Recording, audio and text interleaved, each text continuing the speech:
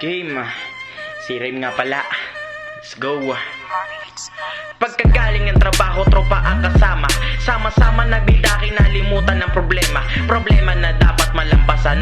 Dahil kung susuko'y pangarap di makakamtan. Pumasok tayo sa mga pangaral na kailangan na malaman. Kailangan mo malaman na ang buhay ay di pa easy-easy lang. Ang utak dapat may laman.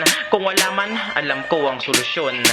Umakot ng pangaral kung walang edukasyon. Di ka magtatagal at talikuran lahat ng walang kwentang obligasyon. Ngayon tayo pumasok sa aking kwento. Habang ako'y nag-aaral, pinilit ko magtrabaho. Trabahong marangal, pagiging matatag ay di na naglaho. Hindi rin nagtagal, nakita ko na ang pagbabago. Pagbabago na kailangan ng sipag at trabaho. Kung di mo gagawin to, kwento ng buhay mo'y babahot, di na magbabago. Nabanggit ko na ang sani at bunga. Di na kailangan magtaka na pag di nagtrabaho, malabo mong makita ang magandang resulta. Tayo din mismo makapagpapabago, sa libro na tayo lang ang may akda. Nasa Diyos ang awa, nasa tao ang gawa. Kung walang sipag na pinakita, walang tagumpay na makikita.